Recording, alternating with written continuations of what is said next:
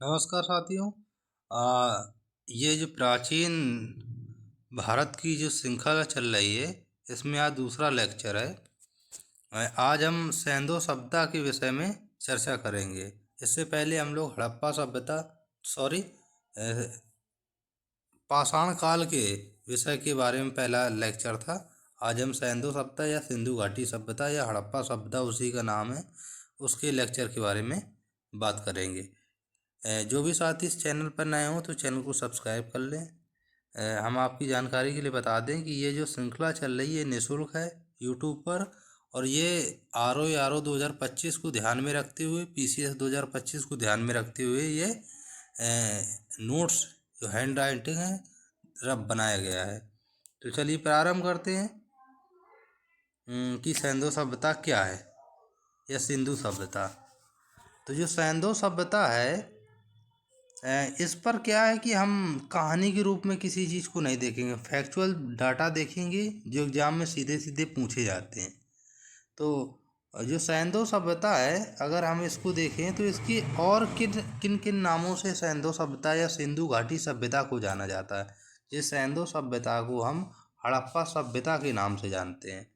हड़प्पा सभ्यता की एक्चुअल 1921 में दयाराम साहनी ने खोज की थी, लेकिन चार्ल्स मैसन ने हड़प्पा सभ्यता नाम दिया। किसने? चार्ल्स मैसन ने हड़प्पा सभ्यता नाम दिया था। किसको? हड़प्पा सभ्यता को। सैंधो सभ्यता को ही हड़प्पा सभ्यता कहते हैं, क्योंकि सर्वप्रथम ये हड़प्पा में खोजा गया था, इसलिए इसको हड़प्पा सभ्यता नाम दिया गया। ठीक है। सैंधो सभ्यता को सिंधु घाटी सभ्यता के नाम से भी जाना जाता है, और ये सिंधु घाटी जो सभ्यता नाम दिया किन्होंने? प्रोफेसर मार्शल ने दिया। दो बातें और जान लीजिए कि जो हड़प्पा सभ्यता है भी आगे बताएंगे हम आपको। तो 1921 में दयाराम साहनी ने तो खोज की थी हड़प्पा सभ्यता, लेकिन दो व्यक्तियों का और योगदान है। अगर हम देखें तो 1926 में माधव स्वरूप वत्स, जो वत्स साहब थे, माधव स्वरूप वत्स साहब, इन्होंने भी हड़प्पा सभ्यता की खोज की थी, माधव स्वरूप वत्स ने। और 1946 में हड़प्पा सभ्यता की खोज कुछ उत्खनन व्हीलर महोदय ने भी कराया था। तो दो व्यक्तियों को और आपको नाम रखना है, एक माधव स्वरूप वत्स का और व्हीलर साहब का। इन दोनों ने भी हड़प्पा सभ्यता या सैंधो सभ्यता की का योगदान है खुदाई में। तो दूसरा, सैंधो सभ्यता को हम सिंधु घाटी सभ्यता के नाम से भी जानते हैं, और ये सिंधु घाटी जो सभ्यता है, ये प्रोफेसर मार्शल महोदय ने दिया था। सैंधो सभ्यता को हम सिंधु घाटी और सरस्वती नदी घाटी सभ्यता भी कहते हैं। ये क्यों कहते हैं? ये इसलिए कहते हैं कि भौगोलिक स्थिति के कारण कहते हैं। भौगोलिक स्थिति क्यों? क्योंकि इसका जो विकास हुआ है सिंधु और जो हकड़ा नदी है, हकड़ा नदी का जो प्राचीन नाम है वो सरस्वती नदी का ही नाम हकड़ा नदी था। क्या?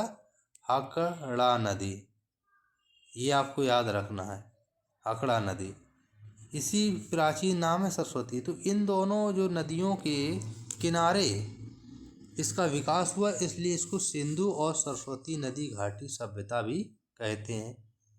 और किन नामों से जानते हैं? इसको कांस्य युगीन सभ्यता भी कहते हैं। सैंधो सभ्यता को कांस्य युगीन सभ्यता क्यों कहते हैं?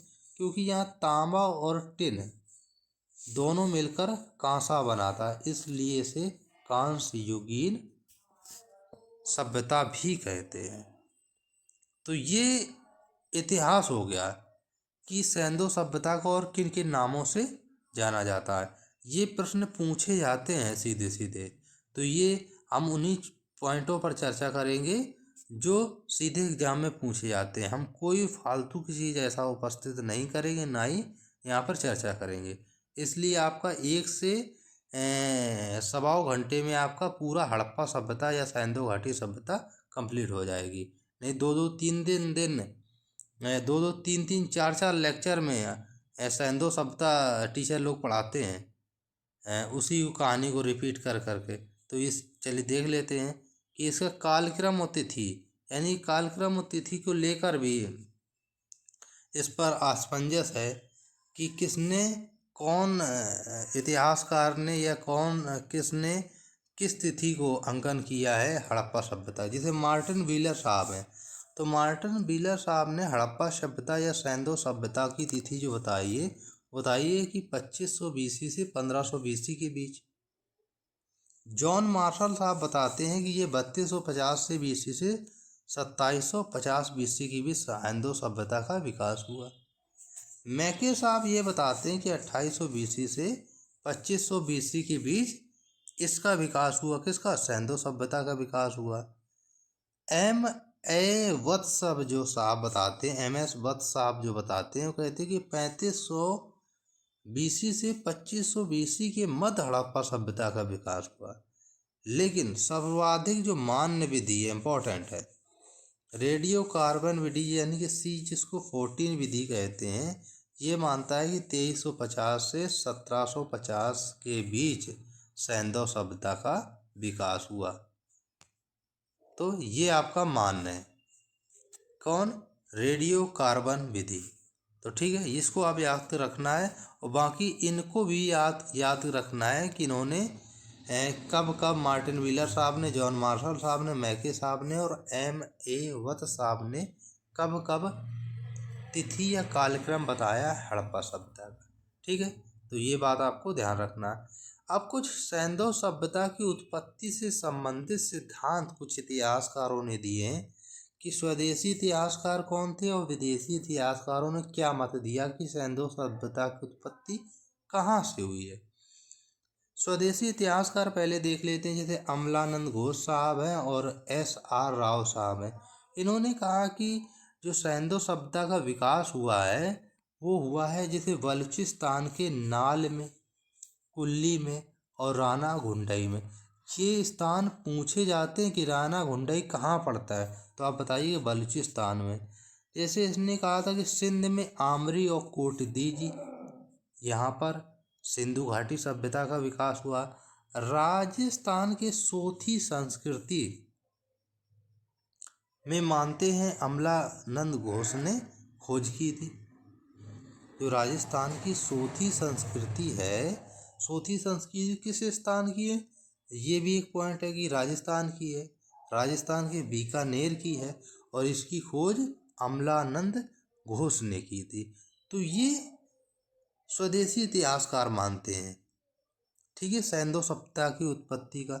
लेकिन विदेशी इतिहासकार कौन है? जॉन मार्शल साहब और व्हीलर साहब। ये मानते हैं कि मेसोपोटामिया की सभ्यता से भारत की जो हड़प्पा सभ्यता का विकास हुआ। ये क्या मानते हैं? ये मानते हैं कि जो बलूचिस्तान और जिगुरत है, इन दोनों में क्या समानता मिलती है कि दोनों में एक समान चबूतरे के साक्ष्य मिले हैं। इस आधार पर जो मेसोपोटामिया की सभ्यता से भारत की सभ्यता का विकास हुआ, यानी कि हड़प्पा सभ्यता का विकास हुआ, ये मानते हैं कौन? जॉन मार्शल साहब और मार्टिन व्हीलर साहब। तो ये आपको याद रखना है दोनों पॉइंट कि इन दोनों में क्या क्या समानता है। अब देख लेते हैं अगला पॉइंट क्या है कि सैंधव सभ्यता और मेसोपोटामिया में क्या असमानता है, दोनों में क्या असमानता है। तो सैंधव सभ्यता की अगर हम बात करें तो यहाँ चित्राक्षर लिपि में साक्ष्य मिले हैं, चित्राक्षर साक्ष्य मिले, लिपि में साक्ष्य मिले हैं। जो सैंधव सभ्यता की जो लिपि है वो कैसे मिली? चित्राक्षर मिली है। और यहाँ पर मेसोपोटामिया में कीलाक्षर मिली है। कैसे मिली है? कीलाक्षर मिली है। सैंधव सभ्यता की जो नगर थे वो कैसे थे? विकसित थे। नगर, बड़े बड़े नगर विकसित थे। जैसे हड़प्पा नगर था, मोहनजोदड़ो था, लोथल था, चन्हूदड़ो था, राखीगढ़ी था। तो ये बड़े बड़े नगर थे सैंधव सभ्यता के। और मेसोपोटामिया की जो नगर थे वो अल्प विकसित थे, वो विकसित ज़्यादा नहीं थे। तीसरा क्या है, इन दोनों में असमानता क्या है? नगर क्रमबद्धता से बसे थे। जैसे हड़प्पा और मोहनजोदड़ो को जुड़वा राजधानी कहते हैं, जुड़वा नगर कहते हैं। तो ये क्रमबद्धता से दोनों मतलब नगर बसे हुए थे, किसके? सैंधव सभ्यता के नगर। और मेसोपोटामिया के जो शहर थे, नगर थे, वो दूर दूर बसे थे। तो ये तीसरा इन दोनों में असमानता है। चौथा असमानता क्या है कि जल प्रणाली बेहतर थी, किसकी? हड़प्पा सभ्यता की। और जल निकास प्रणाली बेहतर नहीं थी मेसोपोटामिया की। तो ये चौथा कारण बताता है। ये मेंस के लिखने के लिए बहुत अच्छा डाटा है। तो ये चारों में अंतर है, चारों पॉइंटों से। सैंधव सभ्यता और मेसोपोटामिया सभ्यता में क्या क्या असमानता थी। अब देखिए सैंधव सभ्यता का विस्तार कहाँ था। ये अक्सर पूछा जाता है प्रश्न कि सैंधव सभ्यता का विस्तार कहाँ तक था। तो सैंधव सभ्यता का विस्तार 3 देशों में था। अफगानिस्तान में था, पाकिस्तान में था और भारत में। अफगानिस्तान के स्थान देख लेते हैं। सुरतुगई, सुरतुगई कहाँ पड़ता है? अफगानिस्तान में। ये सीधे सीधे प्रश्न पूछे जाते हैं मिलान करने के लिए RO या PCS में कि सुरतुगई क्षेत्र कहाँ पर है। तो ये अफगानिस्तान में है। मुंडीगाग, मुंडीगाग भी अफगानिस्तान में। ये 2 ऐसे क्षेत्र हैं जो सैंधव सभ्यता के विस्तार से संबंधित है।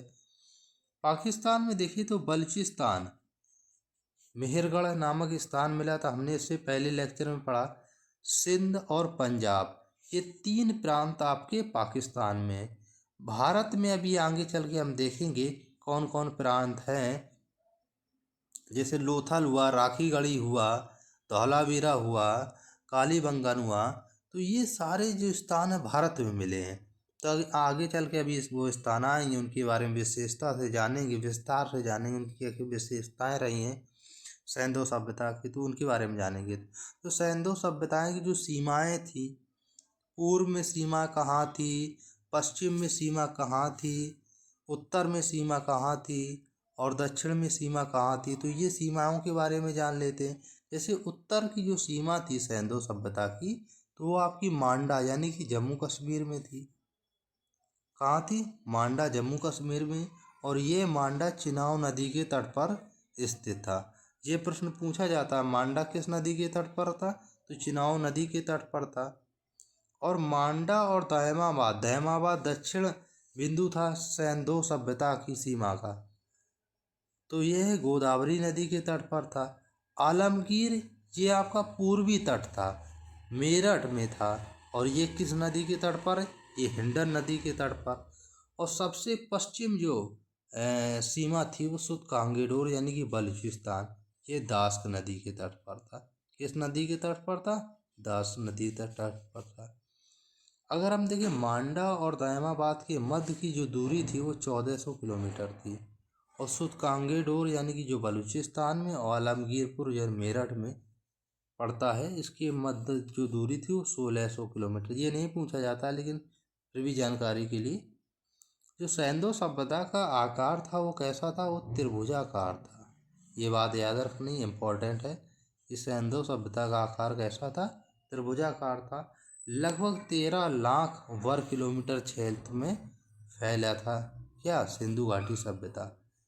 इसकी जो समुद्री सीमा थी वो लगभग 1300 किलोमीटर के आसपास थी। किसकी? सैंधव सभ्यता की सीमा 1300 किलोमीटर के आसपास फैली हुई थी सैंधव सभ्यता। अब सैंधव सभ्यता यानी कि सिंधु घाटी जो सभ्यता के कुछ स्थल हैं उनके बारे में देख लेते हैं एक एक करके। जो नगर हैं, जैसे हड़प्पा था। हड़प्पा एक नगर था सैंधव सभ्यता का। तो हड़प्पा सभ्यता का जो समय था 1921 में इसकी खोज दयाराम साहनी के द्वारा की। मैंने पहले ही बताया था आपका कि 2 व्यक्तियों ने और हड़प्पा की खोज की थी। एक थे आपका माधव स्वरूप वत्स, जो कब खोज करते हैं? ये 1926 में खोज करते हैं। तो माधव स्वरूप वत्स ने 1926 में खोज की थी। और 1946 में आपका 1946 में आपका व्हीलर महोदय ने भी हड़प्पा सभ्यता की खोज की थी, यानी हड़प्पा की खोज की थी। ठीक है। तो ये हड़प्पा जो शहर है ये आपका रावी नदी के बाएं तट पर स्थित है। ये प्रश्न पूछा गया था कि किस तट पर है, तो रावी नदी के बाएं तट पर स्थित है। ठीक है। और ये स्थान कहाँ है? तो पंजाब प्रांत के पाकिस्तान में स्थित है हड़प्पा। तो हड़प्पा आपका पाकिस्तान के पंजाब प्रांत में स्थित है। और कुछ जान लेते कि चार्ल्स मैसन ने 1826 में सर्वप्रथम हड़प्पा सभ्यता के बारे में जानकारी दी थी। कब दी थी? 1826 में। और हड़प्पा से क्या क्या साक्ष्य मिले, जो जो एग्जाम में पूछने की संभावना है या पूछे गए हैं, उन्हीं पर हम चर्चा करेंगे, बाकी पर चर्चा नहीं करेंगे। जैसे यहाँ से श्रमिक आवास मिले हैं, अन्नागार मिला है, समाधि स्थल R37 एग्जाम में पूछा गया कि R37 जो समाधि स्थल है वो कहाँ से मिला है? तो आपका हड़प्पा से मिला है। समाधि स्थल H भी मिले हैं। तो ये आपके हड़प्पा सभ्यता से संबंधित कुछ जानकारी थी। अब देख लीजिए दूसरा नगर मोहनजोदड़ो था। मोहनजोदड़ो हड़प्पा संस्कृति में ये कहाँ पड़ता था? ये सिंध प्रांत के पाकिस्तान में स्थित है। तो मोहनजोदड़ो आपका कहाँ पे स्थित है? पाकिस्तान में। 1922 में राखाल दास बनर्जी ने मोहनजोदड़ो की खोज की थी। कब की थी? 1922 में राखाल दास बनर्जी ने। यह सिंधु नदी के किनारे है मोहनजोदड़ो। मोहनजोदड़ो किस नदी किनारे है? सिंधु नदी के किनारे है। और इसके साक्ष्य कहाँ से मिले हैं? इसके साक्ष्य क्या क्या मिले हैं यहाँ पे अगर हम देखें तो ये इम्पोर्टेंट है कि महान स्नानागार मिला है। कहाँ से? मोहनजोदड़ो से। महान अन्नागार मिला है। कहाँ से? मोहनजोदड़ो को। सभा भवन मिले हैं।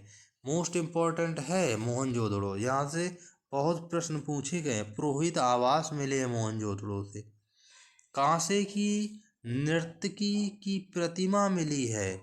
आर्नेस्ट मैके ने 1926 में इसको खोजा था। कांसे की नर्तकी की प्रतिमा आर्नेस्ट मैके ने। ये भी याद रखना आपको कि कांसे की नर्तकी की प्रतिमा तो मोहनजोदड़ो से मिली है, लेकिन इसकी खोज किसने की थी? तो आर्नेस्ट मैके साहब ने 1926 में की थी। ठीक है। पशुपति की आद्य शिव की प्रतिमा मिली है। कहाँ से? आपकी मोहनजोदड़ो से। तो मोहनजोदड़ो से पशुपति की शिव की जो आद्य शिव की प्रतिमा मिली है। महान स्नानागार कहाँ से आपका प्राप्त हुआ है? ये आपका मोहनजोदड़ो से मिला है। ठीक है। जिसमें महान स्नानागार में आपको पता होना चाहिए कि लंबाई, चौड़ाई और गहराई, इसका एक बार पूछा गया था ये प्रश्न कि लंबाई, चौड़ाई और गहराई का अनुपात क्या है? तो 12:7:3 है। और ये बिटुमिनस धातु से लेपित है। किससे? बिटुमिनस धातु से लेपित है महान स्नानागार। ठीक है। और अगर हम बात करें कि जॉन मार्शल ने इसे तत्कालीन विश्व का आश्चर्यजनक स्थल कहा, ये पॉइंट है। इसको महान स्नानागार को जॉन मार्शल साहब ने महान स्नानागार को क्या कहा था? तत्कालीन विश्व का आश्चर्यजनक स्थल कहा था स्नानागार का। कुएं के साक्ष्य भी मोहनजोदड़ो से मिले, मोहनजोदड़ो से कुएं से साक्ष्य भी मिले हैं। ठीक है। प्रोफेसर पिगड़ महोदय ने हड़प्पा और मोहनजोदड़ो को जुड़वा राजधानी कहा। मैंने पहले बताया था कि एक विशेषता ये भी है कि मेसोपोटामिया और हड़प्पा सभ्यता में कि हड़प्पा सभ्यता के जो नगर थे वो नज़दीक बसे थे और मेसोपोटामिया के जो नगर थे वो दूरी दूरी बसे थे। तो ये एक प्रमुख अंतर था। ठीक है। अगला जो शहर है हड़प्पा सभ्यता का वो है कालीबंगा। क्या है आपका? कालीबंगा है। तो कालीबंगा काले रंग की चूड़ियों के कारण इसको कालीबंगा कहा गया है। कालीबंगा किस नदी के तट पर? ये प्रश्न पूछा जाता है। ये घग्गर नदी के तट पर है। इसकी खोज कब की गई? ये भी प्रश्न पूछा जाता है 1931 में। ये फैक्चुअल डाटा है, आपको याद करना पड़ेगा। इसकी जो खोज करता है अमलानंद घोष है। क्या है? अमलानंद घोष है। किसकी खोज करता? कालीबंगा के। ठीक है। और ये कहाँ पर स्थित है? ये हनुमानगढ़ राजस्थान में स्थित है कालीबंगा। ठीक है, कालीबंगा से क्या क्या साक्ष्य मिले हैं ये देख लेते हैं। यहाँ से क्या क्या साक्ष्य मिले हैं। यहाँ से जो साक्ष्य मिले हैं, शल्य क्रिया यानी कि सर्जरी के साक्ष्य मिले। मोस्ट इम्पोर्टेंट क्वेश्चन है कि सर्जरी के सर्वप्रथम साक्ष्य कहाँ से मिलते हैं? कालीबंगा से। जो आपका राजस्थान में भूकंप के साक्ष्य सर्वप्रथम कहाँ से मिलते हैं? कालीबंगा से मिलते हैं। जुड़वा समाधि के साक्ष्य कालीबंगा। ये सभी मोस्ट इम्पोर्टेंट फैक्ट हैं। अगर आपने इन फैक्टों को कंठस्थ कर लिया तो ये मान ली 60 से 70% आपने हिस्ट्री को कवर कर लिया, ये समझ ली। इससे बाहर प्रश्न नहीं जाएंगे। 80 से 90% प्रश्न ये है ना RO PCS में यहीं से आएंगे। अगर आपको विश्वास नहीं हो रहा तो आप पूरे लेक्चर देख लीजिएगा और जो UP PCS 2024 का पेपर हुआ और उसको उठा के देख लीजिएगा। जुड़वा जो समाधि के साक्ष्य कहाँ से मिले? कालीबंगा से मिले। जुते हुए खेत के साक्ष्य, कई बार प्रश्न पूछा गया, जुते हुए खेत के साक्ष्य कहाँ से मिले? कालीबंगा से मिले। अग्निकुंड अग्निवेदिका के साक्ष्य भी आपके कालीबंगा से मिले। और ये अग्निकुंड और अग्निवेदिका के साक्ष्य लोथल से भी मिले। लोथल स्थान कहाँ पर है? गुजरात में है। और ये किस नदी के तट पर स्थित है लोथल? तो भोगावा नदी के तट पर है। चलिए लोथल के बारे में बात कर लेते हैं। एक लोथल स्थल था हड़प्पा सभ्यता का। प्रमुख नगर था गोदीवाड़ा था। पहले इसकी चर्चा कर लेते हैं, खोजा कब गया। तो 1954 में ये खोजा गया था SR राव के द्वारा। ये सभी पॉइंट आपको याद करने, कंठस्थ करने हैं। भोगावा नदी के तट पर है लोथल और यह गुजरात की खंबात की खाड़ी में स्थित है। तो गुजरात की खंबात की खाड़ी में स्थित है। आप बहुत बड़ी बड़ी कोचिंगों में जब पढ़ेंगे तब इस टाइप के आपको नोट्स मिलेंगे। मैं आपको सीधा फ्री में प्रोवाइड करा रहा हूँ। साक्ष्य क्या है यहाँ से मिले? तो जल प्रबंधन के साक्ष्य मिले हैं। गोदीवाड़ा बंदरगाह मिला है लोथल से। लोथल से गोदीवाड़ा और बंदरगाह मिला है। अग्निवेदिका मैंने बताया कालीबंगा से भी मिला है, राजस्थान में जो पड़ता है। अग्निवेदिका और अग्निकुंड के साक्ष्य। प्रशासनिक भवन मोस्ट इम्पोर्टेंट, शतरंज खेलना और तांबे का कुत्ता। ये मोस्ट इम्पोर्टेंट की लोथल से साक्ष्य मिले शतरंज खेलने का जो साक्ष्य है। तो ये लोथल से मिले हुए साक्ष्य हैं। जो शतरंज का खेलना, प्रमुख साक्ष्य शतरंज खेलना, अग्निवेदिका, गोदीवाड़ा, जल प्रबंधन, किस नदी के तट पर है, कहाँ पर स्थित है SR राव, ये सभी मोस्ट इम्पोर्टेंट फैक्ट हैं। ठीक है, अगला पॉइंट देखते हैं। अगला शहर कौन सा है? धौलावीरा। सफ़ेद रंग का कुआं यहाँ से मिला है, धौलावीरा से। धौलावीरा से सफ़ेद रंग का कुआं। धौलावीरा आपका गुजरात के कच्छ के रण में स्थित है। 1967 या 68 में इसकी धौलावीरा की खोज की गई। खोज किसने की? ये इम्पोर्टेंट मिलान करने के लिए आता है। JP जोशी साहब ने धौलावीरा की खोज की थी। तो JP जोशी साहब ने धौलावीरा की खोज की थी। ठीक है, यहाँ से क्या क्या साक्ष्य मिले हैं धौलावीरा से ये देख लेते हैं। यहाँ से साक्ष्य कौन कौन से मिले? तो यहाँ क्रीड़ागार यानी कि स्टेडियम मिला है। पहली खगोलीय वेधशाला, ये बहुत ही मोस्ट इम्पोर्टेंट दोनों क्वेश्चन है कि स्टेडियम के साक्ष्य कहाँ से मिले हैं। पहली खगोलीय वेधशाला के साक्ष्य कहाँ से मिले? हो सकता है क्रीड़ागार आपका दे दिया कहाँ से मिले। तो ये सभी जो साक्ष्य हैं वो आपके धौलावीरा से मिले, जो आपकी गुजरात में पड़ता है। जल संरक्षण की तकनीक को जानते थे ये लोग। जल संरक्षण की तकनीक को जानते थे धौलावीरा के लोग। जो इसकी आकृति है ना धौलावीरा की, वो कैसी है? आयताकार आकृति। ये प्रश्न कई बार पूछा गया, इंपॉर्टेंट है। सैंधव सभ्यता का यह पहला नगर है जो 3 भागों में बटा है। कितने भागों में? 3 भागों में बटा है। तो ये प्रश्न बनता है कि ऐसा कौन सा सैंधव सभ्यता का शहर है जो 3 भागों में बटा है? तो वह आपका धौलावीरा है। ठीक है, धौलावीरा 3 भागों में बटा है। इसको हम ऊपरी नगर, मध्य नगर और निचला नगर कहते हैं। ठीक है, धौलावीरा के लोग नदियों के ऊपर बांध बनाने की तकनीक जानते थे। इंपॉर्टेंट पॉइंट है, धौलावीरा के लोग नदियों के ऊपर बांध बनाने की तकनीक को जानते थे। अगला जो शहर है, हम चन्हू दड़ों के बारे में बात करेंगे। ठीक है, तो एक और थोड़ा फैक्ट देंगे कि महागारा जो यूपी में पड़ता है, यहाँ से खुर के निशान और पशुपालन के साक्ष्य मिले हैं। महागारा, तो महागारा से खुर के निशान, पशुपालन के पुरातात्विक साक्ष्य मिले हैं।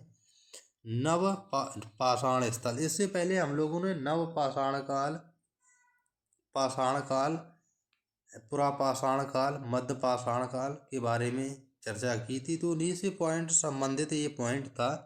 अगर आप लोगों ने वो वीडियो नहीं देखा तो जाके देख लीजिए, पहला वीडियो है। कोल्डी हवा से आपके चावल के अवशेष मिले हैं और ये बेलन नदी घाटी में पड़ता है, तो आप वो वीडियो जाके दे सकते हैं। ठीक है, अगला पॉइंट क्या है कि अगला पॉइंट है चन्हू दड़ो शहर। चन्हू दड़ो आपको सिंधु नदी के बाएं तट पर स्थित है। चन्हू दड़ो सिंधु नदी के बाएं तट पर स्थित है और 1931 में इसकी खोज की गई थी। NG मजूमदार ने खोजा था किसको? आपको चन्हू दड़ो को। चन्हू दड़ो को किसने खोजा था? MG चन्हू दड़ो को MG मजूमदार ने खोजा था। अब देखिए, चन्हू दड़ो से मोस्ट इम्पोर्टेंट है कि यहाँ से कौन कौन से साक्ष्य मिले हैं। तो चन्हू दड़ो से मनके बनाने का साक्ष्य मिला है। मनके बनाने का कारखाना कहाँ से मिला है? चन्हू दड़ो से। इक्का गाड़ी, जिसको हम बोलते हैं बैलगाड़ी का साक्ष्य, तो यहाँ से साक्ष्य मिले हैं। बैलगाड़ी के साक्ष्य कहाँ से मिले हैं आपको? तो ये मिले हैं आपको चन्हू दड़ो से। ठीक है, काजल, कंघा या सौंद प्रशासन का साक्ष्य, ये इम्पोर्टेंट है कि सौंद प्रशासन का साक्ष्य कहाँ से मिला है? चन्हू दड़ो से। उसी में आपके लिविस्टिंग आ जाता कि लिविस्टिंग के साक्ष्य कहाँ से मिले हैं? तो आपका चन्हू दड़ो से मिले हैं। ठीक है, नौशारो एक स्थान पड़ता है, ये भी हड़प्पा सभ्यता का शहर है। बलूचिस्तान पाकिस्तान में पड़ता है नौशारो। यहाँ से सिंदूर का साक्ष्य मिला। तो नौशारो से ये प्रश्न पूछा गया था PCS में कि सिंदूर का साक्ष्य कहाँ से मिला है? तो नौशारो से मिला है। नौशारो से सिंदूर का साक्ष्य मिला है। अगला पॉइंट क्या है कि सैंधव सभ्यता के प्रमुख बंदरगाह कौन कौन थे? इम्पोर्टेंट पॉइंट है कि सैंधव सभ्यता के प्रमुख बंदरगाह कौन कौन थे। जैसे डाबरकोट, बालाकोट, सूतकांगेडोर, लोथल, ये 4 सैंधव सभ्यता के बंदरगाह थे। इनको आपको याद कर लेना है।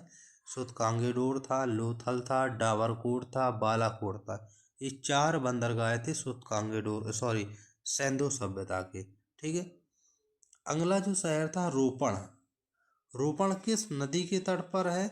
सतलज नदी के तट पर स्थित है रोपण, और ये पंजाब में है। रोपण की खोज Y.D. वर्मा ने की थी। किसने की थी? Y.D. वर्मा ने की थी खोज रोपण की 1953 में। स्वतंत्र भारत का पहला खोजा गया स्थल था, ये प्रश्न पूछा गया कि कौन सा ऐसा स्थल है जो स्वतंत्र भारत के बाद खोजा गया स्थल था? तो यह था रोपण। थी सतलज नदी के किनारे थे। मनुष्य के साथ कुत्ते दफनाए जाने का साक्ष्य कहाँ से मिला है? रोपण से। इससे पहले हम लोगों ने आपसे पढ़ा था कि बुर्ज होम एक जगह है, वहाँ से मनुष्य के साथ कुत्ते दफनाए जाने का साक्ष्य मिला है, और ये आपका पिछली क्लास में हम लोगों ने बताया था। तो आप अगर पिछली क्लास नहीं देखी हुई तो जाके देख लीजिएगा। भारत के पंजाब प्रांत में अवस्थित है रोपण। ठीक है, अगला नगर क्या है? सुरकोटडा। सुरकोटड़ा है। अगला नगर क्या है? सुरकोटड़ा। अगला नगर सुरकोटड़ा है। ये आपका कच्छ गुजरात में पड़ता है। तो यहाँ से आपके घोड़े के अस्थि पंजर के साथ मिले हैं सुरकोटड़ा से, तो गुजरात के कच्छ में पड़ता है। ठीक है, तो ये सैंधव सभ्यता के ऐसे नगर थे जहाँ से कुछ न कुछ साक्ष्य प्राप्त हुए हैं। अब सैंधव सभ्यता की राजनीतिक स्थिति क्या थी, इसके बारे में चर्चा करेंगे कि सैंधव सभ्यता की राजनीतिक स्थिति मेसोपोटामिया की तरह अस्पष्ट नहीं है। जैसे मेसोपोटामिया की अस्पष्ट है, लेकिन सैंधव सभ्यता की जो राजनीतिक स्थिति है वो स्पष्ट है। ठीक है, अगला पॉइंट क्या है कि मेसोपोटामिया में से हमें मंदिरों के साक्ष्य मिलता है। तो ये पॉइंट याद रखना कि मेसोपोटामिया से हमें मंदिरों के साक्ष्य मिलते हैं, जबकि इसके विपरीत सैंधव सभ्यता से आज तक मंदिरों के साक्ष्य नहीं मिला है। इम्पोर्टेंट पॉइंट है कि सैंधव सभ्यता से मंदिरों के साक्ष्य नहीं मिले। कथन कारण में ये प्रश्न पूछ सकता है। तो सैंधव सभ्यता से मंदिरों के साक्ष्य नहीं मिले हैं। ठीक है, अगला पॉइंट क्या है? लेकिन प्रसिद्ध इतिहासकार A.L. बासम ने यह स्वीकार किया कि सैंधव सभ्यता पुरोहितों का वास था। ये भी आपको याद रखना है कि A.L. बासम साहब ये मानते हैं कि सैंधव सभ्यता पुरोहितों का वास था। ठीक है, तो ये भी पॉइंट आपको याद रखना है। अगला पॉइंट क्या है? कुछ इतिहासकार ने यह माना कि व्यापार और वाणिज्य अत्यंत विकसित अवस्था में थे, यानी कि व्यापार और वाणिज्य होता था। ठीक है, और यहाँ वणिक या वैश्य वर्गों के हाथों में था। तो किसके हाथ में था? वणिक या वैश्य वर्गों के हाथों में था। इसलिए सैंधव सभ्यता में शासन किसका था? वणिक वर्गों के हाथ में रहा होगा, ऐसा कहा गया है। सैंधव सभ्यता की जो सामाजिक स्थिति थी वो क्या थी? कह रहा था समाज 4 वर्गों में विभक्त था। वो कौन 4 वर्ग थे? आपका बुद्धिजीवी वर्ग था, योद्धा वर्ग था, वैश्य वर्ग था और श्रमिक वर्ग था। ये समाज सैंधव सभ्यता में किन 4 वर्गों में विभक्त था? सैंधव सभ्यता सामाजिक स्थिति कैसी थी? सैंधव सभ्यता का समाज मात्र प्रधान था, क्योंकि यह शहर था, शहरीकरण था। आज भी आप देखते होंगे जो शहर हैं तो उसमें मात्र प्रधान है और गांव में पितृ सत्तात्मक आज भी है। तो उसी प्रकार ये सैंधव सभ्यता में था कि सैंधव सभ्यता का जो समाज था वो मात्र प्रधान समाज था, क्योंकि यहाँ से नारी की मृण मूर्तिका यानी मिट्टी की मूर्तियाँ बड़े पैमाने पर मिली हैं। ठीक है, ये क्लियर है। सैंधव समाज के लोग शाकाहारी और मांसाहारी दोनों प्रकार के थे।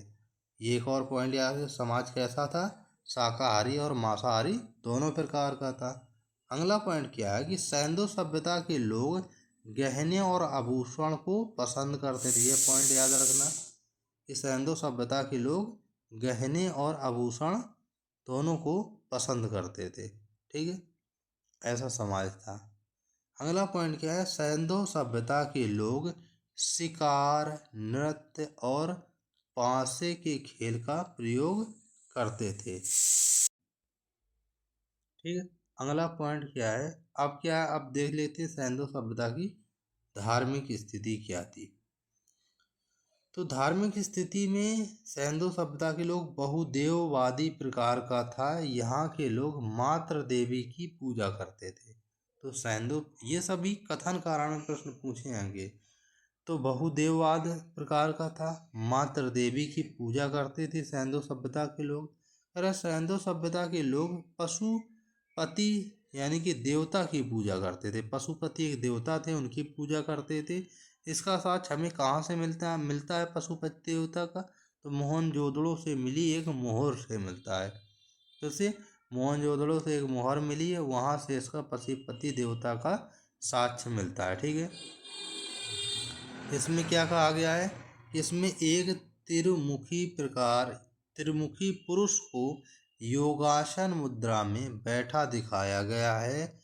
यहाँ के लोग पशुओं की पूजा करते थे। सैंधव लोगों का सबसे प्रिय पशु कुबड़ वाला बैल है। तो सैंधव लोगों का सबसे लोकप्रिय जो पशु कौन है? कुबड़ वाला बैल है। इंपॉर्टेंट पॉइंट है, ये याद रखना है कि कुबड़ वाला बैल है सैंधव लोगों का। ठीक है, अगला पॉइंट क्या है कि सैंधव लोग वृक्ष की पूजा करते थे। ये बात याद रखना कि सैंधव लोग किसकी पूजा करते थे?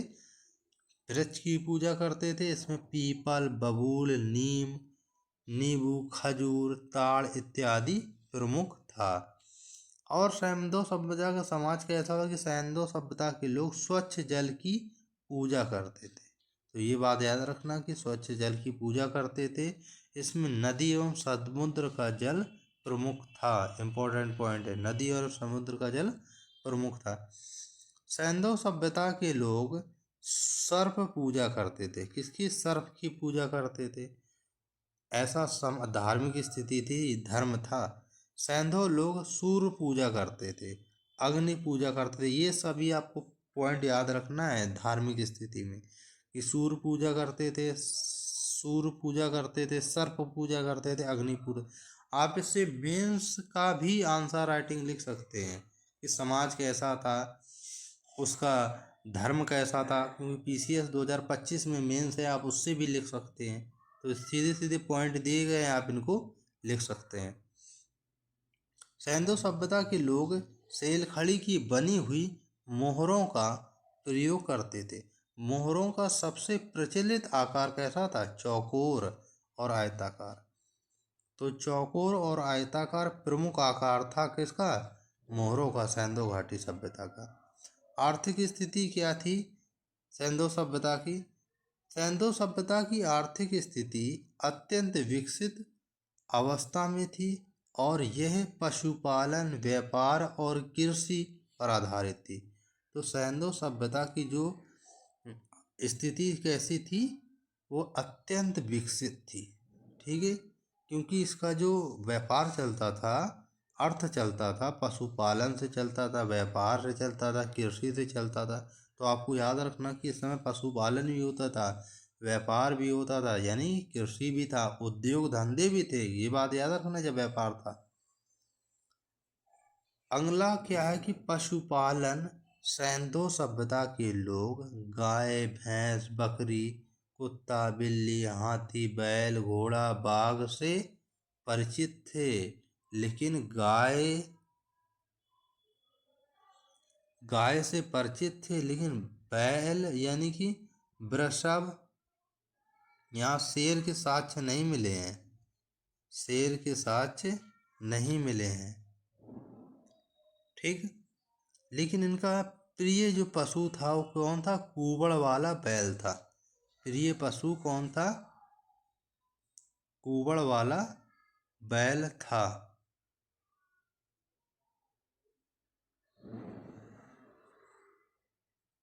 इम्पोर्टेंट पॉइंट क्या है कि शुरकोतदा से हमें घोड़े की हड्डी का साक्ष्य मिला है। तो सुरकोटरा से हमें घोड़े की हड्डी का साक्ष्य मिला है। बलूचिस्तान में स्थित राना धुंडई से घोड़े के दांत का साक्ष्य मिला। मोस्ट इम्पॉर्टेंट पॉइंट है, इसको याद रखना कि घोड़े की हड्डी का साक्ष्य बलूचिस्तान में स्थित सुरकोतरा से हमें घोड़े की हड्डी का साक्ष्य मिला है। बलूचिस्तान में जो राना घुंडई है, यहाँ घोड़े के दांत का साक्ष्य मिला है। ठीक है, ये पॉइंट आपको याद रखना है। कृषि से संबंधित क्या पॉइंट मिले हैं कि कृषि, सैंधव सभ्यता के लोग अपनी फसलों को नवंबर अक्टूबर में बोते थे और मार्च अप्रैल में काट लेते थे। ठीक है, सैंधव सभ्यता के लोग। सैंधव जो सभ्यता के लोग सिंचाई के लिए नदियों का जल, कुएं, वर्षा का जल निर्भर थे। तो नदियों के जल पर थे, वर्षा के जल पर, कुएं के जल पर, इनके जल पर निर्भर थे। तो सैंधव लोगों का जो कुल 9 प्रकार का फसलों का ज्ञान था, जैसे गेहूं था, जौ था, कपास था, मुख्य फसलें थे। तो ये प्रश्न पूछा गया कि कितनी फसलों का ज्ञान था, तो 9 फसलों का। मेहरगढ़ से हमें कपास के साक्ष्य मिले हैं, लोथल से हमें चावल के साक्ष्य मिले, रंगपुर से धान की भूसी के साक्ष्य मिले। ये मोस्ट इम्पॉर्टेंट है, आपको ये तीनों पॉइंट याद रखना कि मेहरगढ़ से कपास के साक्ष्य, लोथल से चावल के साक्ष्य, रंगपुर से धान की भूसी के साक्ष्य मिले हैं। ठीक है। सैंधव सभ्यता में व्यापार किस टाइप का था? तो व्यापार की अगर हम बात करें तो सैंधव सभ्यता के लोगों का जो व्यापार और वाणिज्य अत्यंत विकसित था। ये लोग स्वदेशी और विदेशी व्यापार दोनों करते थे। ये बात याद रखना कि स्वदेशी और विदेशी दोनों व्यापार करते थे सैंधव सभ्यता के लोग। सैंधव सभ्यता के बंदरगाड़ी नगरों में सुतकोरडा, सुतकांगेडोर, लोथल प्रमुख थे। मैंने पहले बताया कि बंदरगाही जो नगर थे वो कौन कौन थे? सुतकांगेडोर, सुतकाडोर, लोथल, ये बंदरगाह थे किसके? सैंधव सभ्यता के। अगला पॉइंट क्या है कि लोथल से हमें नाव के साक्ष्य मिले हैं। तो ये इंपॉर्टेंट पॉइंट कि नाव के साक्ष्य कहाँ से मिले? हमें लोथल से मिले हैं। तो लोथल से हमें नाव के साक्ष्य मिले हैं। सैंधव सभ्यता के लोग खेतड़ी की खान से तांबा का आयात करते थे। इम्पोर्टेंट पॉइंट है कि खेतड़ी की खान सीधे सीधे पूछा जाता है प्रश्न कि खेतड़ी की खान किसके लिए प्रसिद्ध है? तो ये तांबा के लिए प्रसिद्ध था। कोलार की खान किसके लिए प्रसिद्ध था? तो ये सोने के आयात के लिए प्रसिद्ध था। चांदी का आयात कहाँ से किया जाता था? अफगानिस्तान और दक्षिण भारत से चांदी का आयात किया जाता है। लाजवर्द के बारे में पूछा गया है। लाजवर्द मड का आयात बदस्का की खान अफगानिस्तान से करते थे। कहाँ करते थे? बदस्का की खान अफगानिस्तान की करते थे। कुछ और पॉइंट देख ले, जैसे मेलुआ से तात्पर्य क्या है? सिंध क्षेत्र से था। ये सीधी सीधी प्रश्न पूछा गया पीछे से। मेलुआ से तात्पर्य सिंधु क्षेत्र से था। दिलमुन से तात्पर्य क्या था? बहरीन से था। इसको हाथियों का देश बोलते थे, दिलमुन को। ये भी याद रखना कि दिलमुन से तात्पर्य बहरीन से था और इसको हाथियों का देश बोलते थे, दिलमुन को। मेलुआ और दिलमुन का व्यापार मेसोपोटामिया की सभ्यता के साथ था। तो मेलुआ यानी कि सिंधु घाटी सभ्यता और दिलमुन का व्यापार किससे था? मेसोपोटामिया की सभ्यता के साथ था। तो ये प्रमुख पॉइंट थे हड़प्पा सभ्यता यानी कि सिंधु घाटी सभ्यता से सब। अब देखिए सिंधु घाटी सभ्यता का पतन कैसे हुआ, पतन के प्रमुख कारण क्या थे? तो मार्शल एवं मैके साहब बोलते हैं कि इसका बाढ़ के कारण इसका पतन हुआ। इसका सिंधु घाटी सभ्यता का बाढ़ के कारण का पतन हुआ। मार्टिन व्हीलर साहब मानते हैं कि आर्यों के आक्रमण के कारण इसका पतन हुआ, लेकिन सबसे मान्य यही है कि बाढ़ के कारण पतन हुआ मार्शल मैके साहब का। मार्शल एवं मैके दो अलग व्यक्ति है। आर्यल स्टाइन मानते हैं कि जलवायु परिवर्तन के कारण। ये मिलान करने के लिए प्रश्न पूछे जाते हैं, इनके लिए आपको कंठस्थ कर लेना। आर्यल स्टाइन जलवायु परिवर्तन बताते हैं। राइक्स और डेल्स बताते हैं कि भूतात्विक परिवर्तन बताते हैं। यू आर कैनेडी साहब कहते हैं महामारी के कारण इसका क्या हुआ? पतन हुआ। तो ये पतन का कारण था हड़प्पा सभ्यता के। हड़प्पा सभ्यता का पतन कैसे? तो ये पतन के प्रमुख कारण थे। ठीक है, अब हम कुछ और महत्वपूर्ण पॉइंट देख लेते हैं हड़प्पा सभ्यता से संबंधित कि भारत में चांदी की उपलब्धता के प्राचीनतम जो साक्ष्य मिले हैं वो मिले हड़प्पा संस्कृति से मिलते हैं। कह रहा कि हड़प्पा में मिट्टी के बर्तनों पर सामान्यतः लाल रंग का प्रयोग किया जाता था। ये जो ऊपर पॉइंट लिखे ना, ये सभी प्रश्न पूछे गए हैं कि हड़प्पा में मिट्टी के बर्तनों पर सामान्यतः जो लाल रंग के प्रयोग किया जाता था। कह दधेरी एक परवर्ती पुरास्थल है जहाँ पंजाब में स्थित है। तो दधेरी कहाँ पर स्थित है? तो पंजाब में। अब हम देख लेते हैं कि कुछ नगर हैं और किस नदी के तट पर स्थित है। जैसे हड़प्पा जो नगर है वो रावी नदी के तट पर स्थित था। मोहनजोदड़ो सिंधु नदी के तट पर स्थित था। ये सीधा सीधा प्रश्न मिलान करने के लिए पूछे जाते हैं। चन्हूदड़ो सिंधु नदी के तट पर था। लोथल होगावा नदी के तट पर था। कालीबंगन घग्गर नदी के तट पर था। रोपण सतलज नदी के तट पर था। बनावली किस नदी के तट पर था? तो ये घग्गर नदी के तट पर था बनावली। कोट दीजी आपका सिंधु नदी के तट पर था। आमरी आपका सिंधु नदी के तट पर था। राखीगढ़ी आपका घग्गर नदी के तट पर था। राखीगढ़ी आपका हरियाणा में है। कुणाल आपका घग्गर नदी के तट पर है। हस्तिनापुर मेरठ यानी गंगा नदी के तट पर था। अब देखिए कुछ नगर हैं और उनकी खोज करता है। एक जगह मैंने इनको लिख लिया है, ठीक है। कुछ नगर है उनकी खोज करता है। जैसे नगर पहला देख लेते हैं। ये हड़प्पा नगर है, इसकी 1921 में खोज दयाराम साहनी और माधव स्वरूप वत्स ने की थी। माधव स्वरूप वत्स ने, मैंने बताया था कि 1926 में इन्होंने कुछ इन्होंने खोज की थी। और मार्टिन व्हीलर साहब ने 1946 में।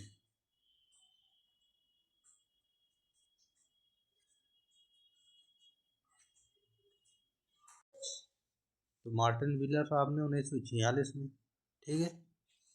मोहनजोदड़ो 1922 में।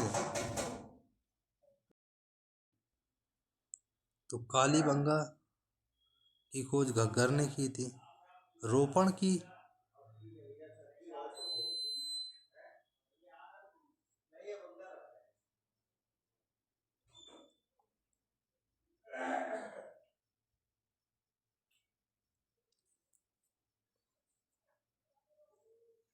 तो सूतकांगेडोर जो 1927 में है उसने R.L. स्टाइन ने खोज की थी। डावरकोट की खोज 1928 में R.L. स्टाइन ने की थी, डावरकोट की।